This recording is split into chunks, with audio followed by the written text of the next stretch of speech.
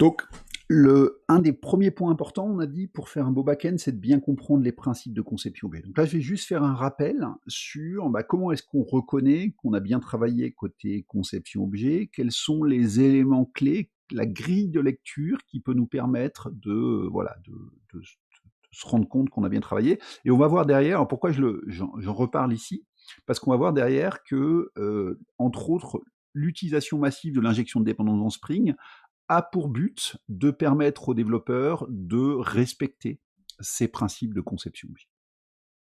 Donc, pourquoi est-ce que c'est important de faire de la conception objet? Parce que la plupart des langages de programmation modernes ont convergé sur des concepts objets à peu près identiques. Donc même PHP qui a parfois été pas mal critiqué en disant que voilà, PHP qui est utilisé pour faire du web, on disait toujours, mais voilà, c'est un langage de script, c'est pas beau, etc.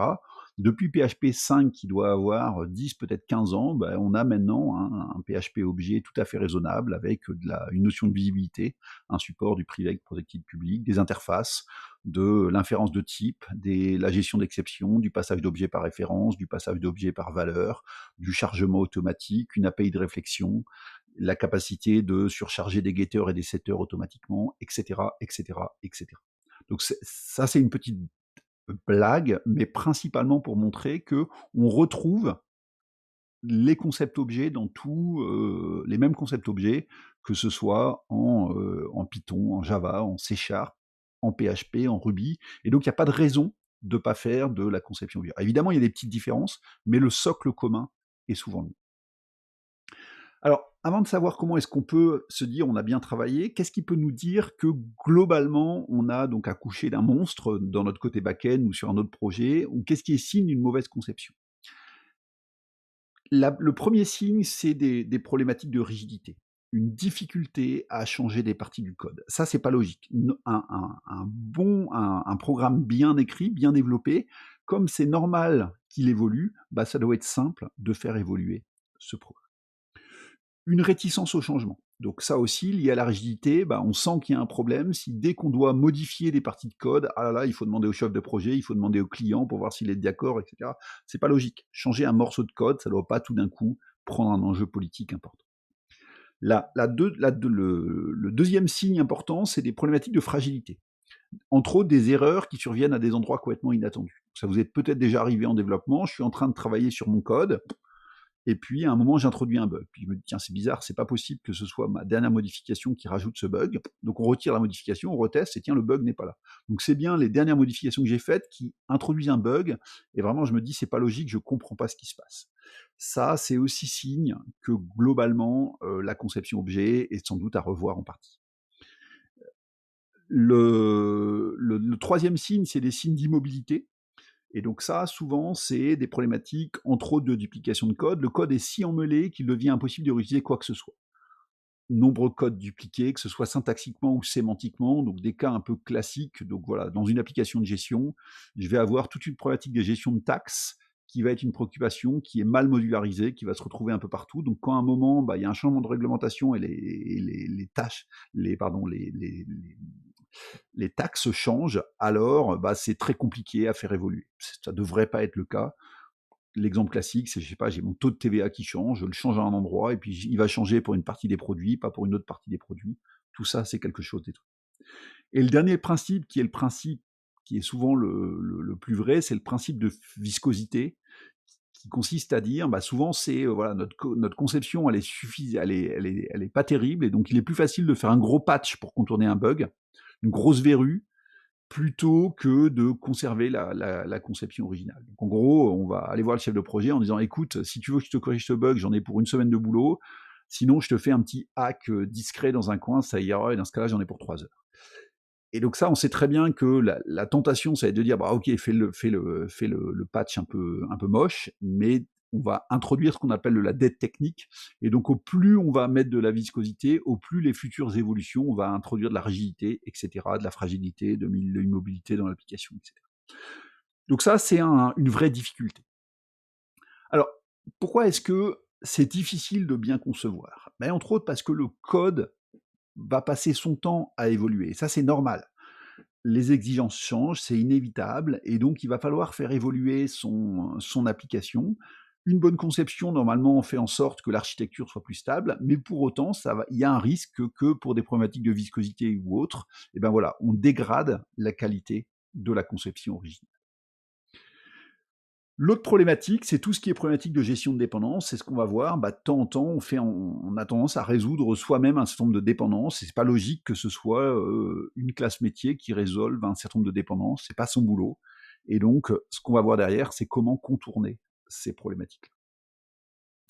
Un exemple vraiment simpliste de rigidité et d'immobilité, bah, ça va être de prendre, ok, on prend une fonction toute bête de copie qui au départ a été conçue pour se dire, ok, je lis des entrées dans un clavier, puis je la mets dans un printer. Et donc, quand j'ai codé cette fonction-là, bah, tout ce que j'ai fait, c'est tant que j'ai des entrées dans mon keyboard, alors j'écris sur le printer. Et puis un jour, j'ai une évolution, il faut aussi écrire ce disque. Je me dis, pas de problème, je me dis, bah ok, je vais rajouter un paramètre à ma fonction qui est l'output device, et puis je vais faire un beau if-else en fonction de ce que je fais. Et puis derrière, je vais devoir écrire ailleurs et ailleurs, et puis bah, je vais me retrouver avec un if, else, else if, else if, else if, else à la fin. Et donc, je vais avoir un code qui va être de plus en plus un code spaghetti, ce qui est évidemment ce que je ne souhaite pas avoir. Donc, toute la problématique, elle est de se dire, bah, sur une évolution, comment je transforme mon code pour éviter de pourrir mon code. Donc, ce qu'on va introduire là, c'est 5 principes de conception objet qui sont en gros des grilles de lecture qui permettent de se dire oui, j'ai bien travaillé ou bah, je pourrais m'améliorer là-dessus. En aucun cas, il va falloir être des ayatollahs de ces principes-là. On va voir que dans l'absolu, c'est très difficile de les suivre parfaitement tout le temps. Mais comme toute grille de lecture, ça nous permet de savoir se placer en se disant, bah ok, je pourrais m'améliorer sur tel point. Si on me laisse du temps et que je dois faire du refactoring, voilà ce que je pourrais améliorer dans le code de mon application. Le premier principe, c'est le principe de single responsibility.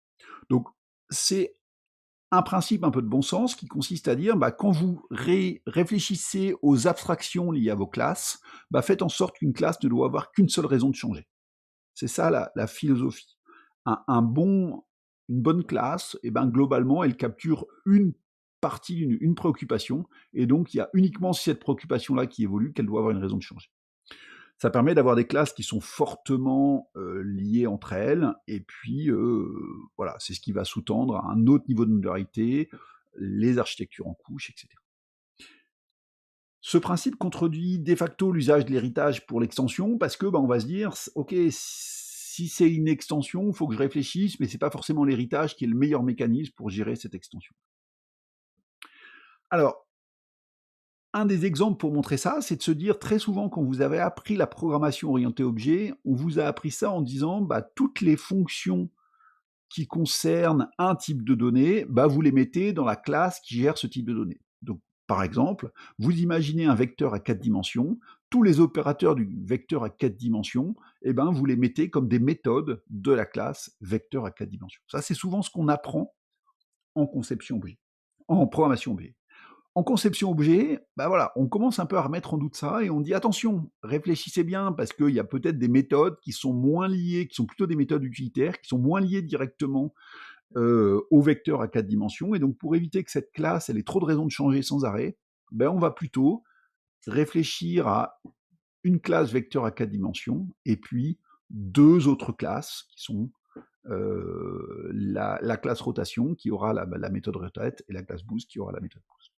Comme ça, si j'ai une évolution sur une de ces méthodes-là, bah, ça n'aura pas d'impact sur le vecteur à 4 dimensions. Donc ce principe-là, c'est un principe facile, qui semble facile et plein de bon sens. Dans la vraie vie, il est quasiment impossible. Pourquoi bah, imaginez, vous mettez la moindre classe Java, vous allez lui faire étendre la méthode toString, qui est quelle est la problématique d'affichage liée à si je demande de printer un objet de instance de cette classe-là. Et donc vous allez dire, ah bah, je peux mettre aucune autre méthode, parce qu'en gros, j'ai déjà la méthode toString, et donc c'est ma préoccupation liée à l'affichage. Si j'en mets une autre, alors ça va pas aller. Donc on sent bien qu'on va pas suivre ça de manière absolue, mais on va faire des compromis entre la complexité de la classe et puis le fait de trop morceler notre code. Mais voilà, ce qu'on sous-entend derrière ce principe-là, c'est qu'évidemment une classe énorme avec énormément de méthodes, et ben on sent bien qu'il va falloir penser à refactorer cette classe-là. Le deuxième principe qui est important, c'est l'open close principle.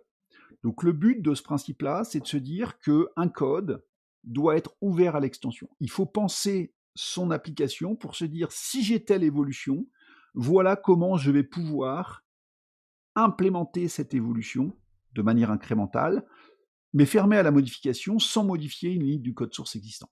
Ça, c'est le Graal de la conception objet. On a parfaitement travaillé en conception objet si, dès que j'ai une nouvelle fonctionnalité à ajouter, eh ben, je peux le faire sans modifier une seule ligne de code du programme existant. Il y a pas mal de design patterns qu'on a vus qui sont liés à ça, comme template method, stratégie, les architectures à base de plugins, etc. C'est ce qui sous-entend. Mais derrière ce principe-là, l'idée, c'est qu'on essaie toujours de penser aux futures évolutions qui risquent d'y avoir dans notre programme, et on va avoir une conception pour se dire, bah, si j'ai à implanter cette évolution, alors j'essaie de faire en sorte que je puisse le faire sans modifier le programme existant. Toujours dans les exemples extrêmement simplistes pour montrer ça, imaginons que je conçoive une voiture et je dise, OK, ma voiture, elle a un moteur à piston. Le problème que j'ai, c'est que si demain je veux rajouter un turbo, eh ben, je suis obligé de changer la voiture, puisque j'ai décidé que ma voiture, elle avait une certaine forme. Donc comment est-ce qu'on va éviter ça? Eh bien évidemment, on va plutôt se dire, une voiture, ça a un moteur, et puis après, j'aurai un moteur à piston, un moteur électrique, un moteur, etc.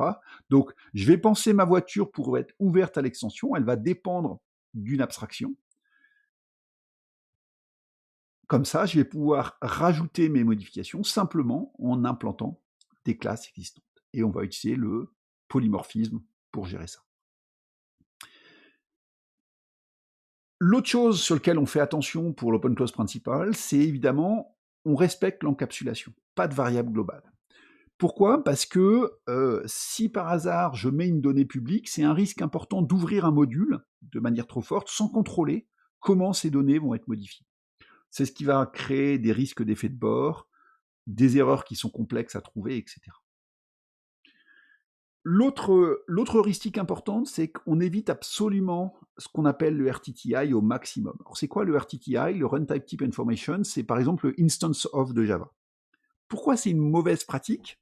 Parce que si on revient sur notre projet, si à un moment j'ai écrit dans mon code, OK, dans mon code de voiture, j'ai écrit quelque chose qui est de dire si mon moteur est un moteur à piston, alors je fais ça, le jour où je vais rajouter des classes qui extends Abstract Engine, le risque c'est que ça casse le code de ma voiture sans pour autant que j'ai des moyens de m'en rendre compte facilement. Donc au maximum, j'essaie d'éviter les runtime type information. Ok? Donc ça, c'est des choses simples qu'on essaie de faire. Le troisième principe, c'est le principe de Liskov. L'idée de base, c'est de se dire que si on utilise le polymorphisme de manière importante, par exemple, j'ai une interface moteur et puis je vais avoir différentes classes qui implémentent ma notion de moteur, il est extrêmement important que toutes les classes dérivées doivent être substituables à leur classe de base pour être sûr que ça marche bien. L'autre façon de dire ça, c'est qu'une classe dérivée doit forcément honorer tous les contrats de sa classe de base. Qu'est-ce que ça pose comme problème? Évidemment, on a des contrats explicites, mais de temps en temps, on peut aussi avoir des contrats implicites. Donc, toujours pareil, pour montrer un peu un exemple un peu caricatural, naturellement, on pourrait être tenté de se dire, OK, j'ai appris en CE2 qu'un carré était un rectangle dont deux côtés côte-côte étaient de même longueur. Donc, comme un carré est un rectangle, j'utilise de l'héritage. Mon carré hérite de rectangle. La problématique que j'ai d'un point de vue conception objet, c'est que je n'honore pas forcément tous les contrats de ma classe de base. Par exemple, il y a un contrat de ma classe de base qui est implicite, qui est que si je modifie la hauteur, il n'y a pas de raison que ça ait d'impact sur ma largeur. Hauteur et largeur sont indépendantes. Tout d'un coup, mon carré, évidemment, si je modifie la hauteur, ça modifie aussi la largeur, puisque les quatre côtés sont de même longueur. Donc, on peut introduire des programmes qui prennent en paramètre un rectangle en erreur, parce qu'ils vont faire une hypothèse sur l'objet qui leur est passé en paramètre, qui est de type rectangle, mais en fait, on va leur avoir passé un objet qui est un carré, qui n'aura pas exactement le comportement attendu de celui qui est rectangle. Quel est le risque de violer comme ça les contrats de la classe de base? C'est que le jour où on va le trouver, hop, on va faire un hack en faisant RTTI, en se disant, oui, dans mon code qui utilise un rectangle, si l'objet qui est passé en paramètre, c'est pas un rectangle, c'est un carré, alors je me comporte comme ça. Et là, c'est la porte ouverte à une application, à introduire un couplage beaucoup trop fort entre les éléments de mon application. Donc, qu'est-ce qu'on viole? Le contrat du rectangle, hauteur et largeur sont indépendantes. Il est possible de modifier l'une sans modifier l'autre. Le Claret viole ce contrat, et donc, ça, c'est un problème d'un point de vue conception objet. Les préconditions ne doivent pas être plus fortes, et les post-conditions ne doivent pas être plus faibles quand on utilise de l'héritage. Un autre exemple pour illustrer ça, donc imaginez une fonction qui prend en paramètre un vecteur à 3 dimensions. Ce vecteur à 3 dimensions, il a une fonction Mach2 qui retourne un nombre, et puis le calcul de cette fonction Mach2, c'est x carré plus y carré plus z carré. Il se trouve donc que dans ma fonction calcmag, je pouvais faire quelque chose du type, j'appelle la racine carrée de ce chiffre-là. Et puis un jour, plus tard dans mon programme, j'ai besoin d'un vecteur à 4 dimensions. Je me dis, c'est super, un vecteur à 4 dimensions, ce n'est qu'un vecteur à 3 dimensions qui a une dimension de plus. Donc j'utilise l'héritage.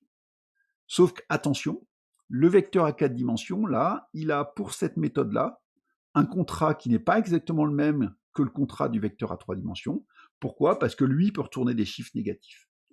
Et donc ça pourrait créer un bug, parce que calcmag, quand on va lui passer un objet instance, un vecteur à 4 dimensions, pour lequel la fonction Mach2 retourne un nombre négatif, évidemment ici, je vais avoir un segmentation fault, parce qu'une racine carrée d'un nombre négatif, ça n'existe pas.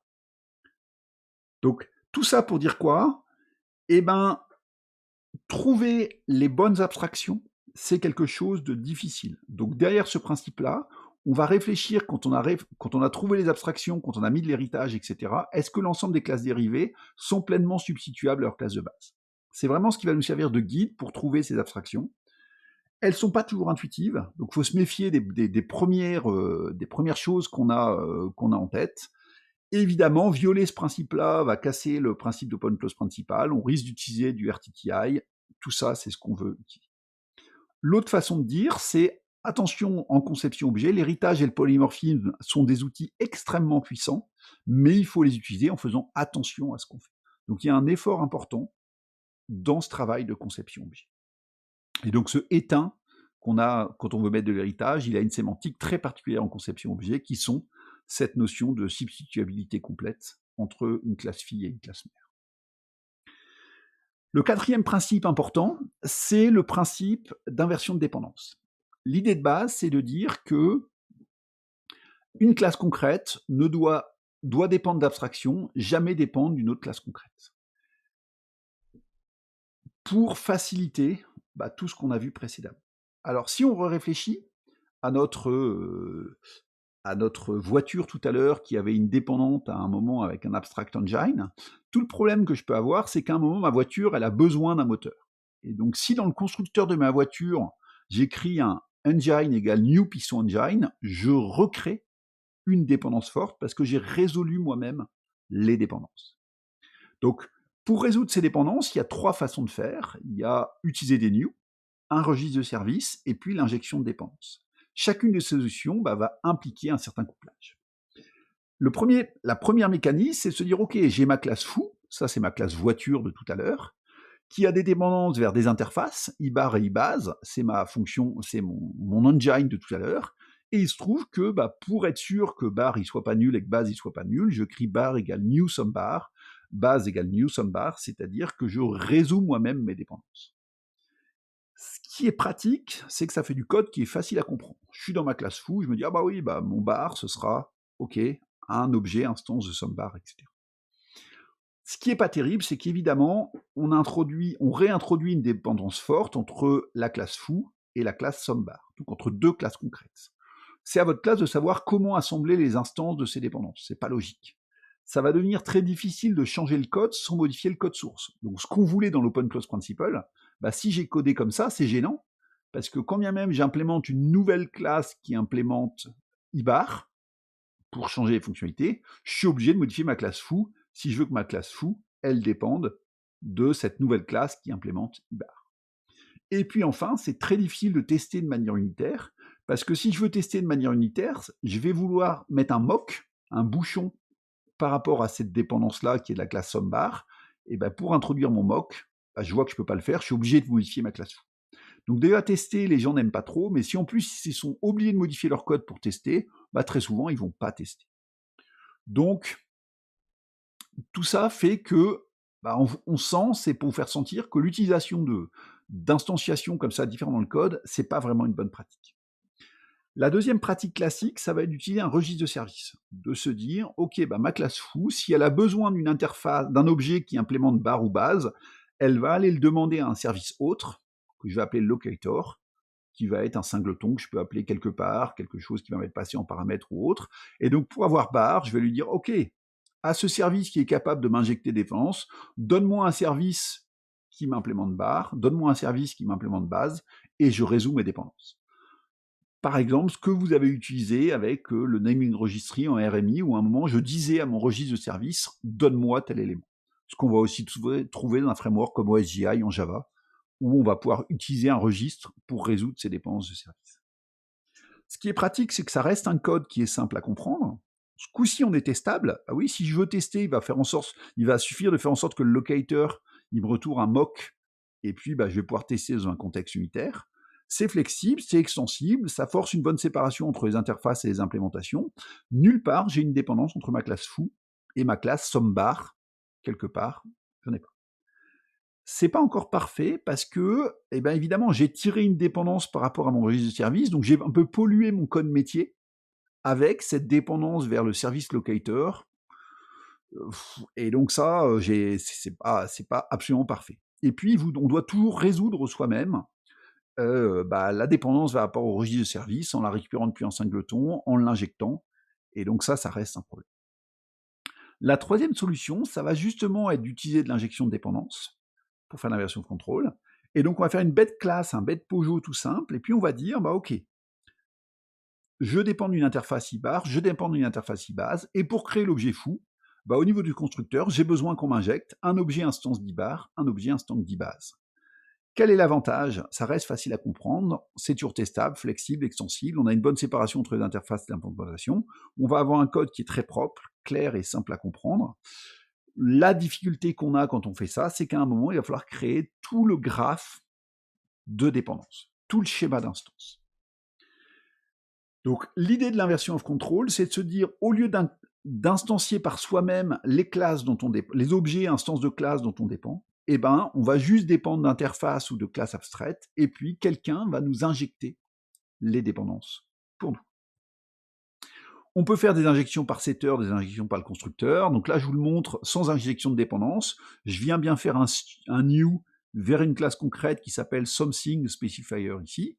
Et donc le problème, c'est que je retire une dépendance entre la classe without IOC et puis cette classe concrète-là. Si je le fais, donc ça, c'est évidemment ce que je veux éviter, je peux le passer dans le constructeur. Je l'ai fait là en C# un exemple pour montrer que ce n'était pas dépendant d'un langage d'opération, ou je peux le passer dans l'injection du getter. Et donc, c'est vraiment ce qu'on fera quelle que soit cette partie. Quel est le problème avec ce principe-là? C'est de construire tout le graphe d'objets, ce qui est extrêmement pénible, et on va voir que c'est la première chose sur laquelle Spring arrive pour nous simplifier la vie. Donc, ce quatrième principe, faire attention que jamais mes abstractions de haut niveau dépendent d'éléments techniques de bas niveau. On va utiliser l'injection de dépendance pour gérer ça. Une classe de base d'une hiérarchie d'héritage ne doit pas connaître ses sous-classes non plus. Si on essaie de relire un peu les trois derniers principes qu'on a vus, l'Open Close Principle, il définit l'objectif, c'est ce qu'on cherche à avoir, pouvoir étendre l'application sans modifier le code de l'application. Le DEEP va être le mécanisme pour atteindre ces objectifs, faire en sorte que jamais on résolve nos dépendances nous-mêmes, etc. Et puis le principe de Liskov va offrir une garantie pour le DEEP pour faire en sorte que toutes les classes qui vont implémenter une interface respectent bien les contrats. Donc, ça nous permet d'avoir un code indépendant de ses conditions d'initialisation, des API précises liées aux données d'initialisation, très utile entre autres dans les architectures multicouches, et il y a plein de frameworks qui ont suivi ce principe-là. Le premier qu'on va voir ensemble, c'est évidemment le framework Spring. Le dernier principe important, c'est le principe de ségrégation des interfaces. Donc, ce principe de ségrégation des interfaces, ce qu'il dit, c'est qu'il est important que le client ne dépende jamais d'interfaces qu'il n'utilise pas. Ça, c'est un principe extrêmement important. Ne forcez pas quelqu'un à implémenter une méthode dont il n'a que faire. Ça va conduire dans votre code à multiplier des petites interfaces très spécifiques et très petites, mais c'est pas grave. Une interface, ça coûte pas cher. Un exemple tout bête, là aussi un peu caricatural là-dessus, si j'ai un timer qui utilise une interface timer client et que je veux avoir une porte temporisée, donc en gros quand le timer a fini, ça appelle la méthode timeout, je vais éviter de faire en sorte que toutes mes portes implémentent cette interface timer client parce que je vais avoir un certain nombre de portes qui vont dire ah non mais nous ça c'est pas possible et donc la méthode timeout j'en ai que faire, je l'implémenterai pas. Donc, on va éviter ça, on va préférer dans ce cas-là multiplier les interfaces en disant oui, j'ai mon interface timer client, oui, j'ai mon interface time ignore, et puis j'aurai des classes qui sont des portes temporisées, qui sont une interface qui implémente les deux interfaces ici, et puis j'aurai des revolving doors qui vont implémenter qu'une seule interface, etc. Et donc, je vais multiplier les interfaces pour faciliter la réutilisation et une bonne conception objet là-dessus. Un autre exemple qui pousse la même chose, si j'ai une séparation des interfaces au niveau de mon serveur là-dessus, je vais préférer faire en sorte, si j'ai plusieurs clients qui vont implémenter mon serveur, qui vont avoir besoin d'appels sur mon serveur, je vais éviter qu'ils tirent tous une dépendance vers mon serveur, je vais préférer qu'ils tirent des dépendances vers chacune des contrats dont ils ont besoin, et puis ma classe serveur, elle va implémenter tous ces contrats-là pour que chacun des clients n'ait une dépendance que vers les méthodes dont il a vraiment besoin. Contractualiser la relation entre un objet client et puis les méthodes qu'il a besoin d'appuyer derrière. Donc ça, c'est un point très important, lié aussi à avoir une cohésion forte. Ça va conduire à la multiplication d'interfaces très spécifiques et très petites, mais c'est pas un problème. Résumé des principes de conception objet. Donc on a vu, on essaie de faire des classes qui ont une seule raison de changer. On essaie de pouvoir avoir l'open close principle, le principe de Liskov, le principe d'inversion des dépendances, et puis le principe de ségrégation des interfaces. Dit autrement, et c'est ce qu'on va retrouver dans Spring, il veut mieux programmer à l'interface plutôt qu'utiliser les classes, ça introduit un code plus modulaire. Les getters et les setters des objets fournissent un excellent moyen de configurer une application. On va pouvoir injecter les dépendances grâce aux getters et aux setters. La conception objet, c'est ce qu'il y a de plus important, et il faut respecter la conception objet. Il ne va pas falloir forcer à attraper des conceptions qu'il ne pourra récupérer. Ça aussi, c'est un bon principe de conception objet. Et la testabilité est essentielle. Il faut pouvoir tester le code qu'on va développer. Donc, il y a pas mal de bouquins liés à ces côtés conception objet, mais ce qu'il faut comprendre derrière Spring, c'est que les gens qui ont conçu Spring avaient vraiment ces principes de conception en tête pour se dire, quand on va faire un back-end, on va permettre de faire des back-ends qui soient modulaires, plus facilement maintenables, parce qu'on pourra appliquer des bons principes de conception objet.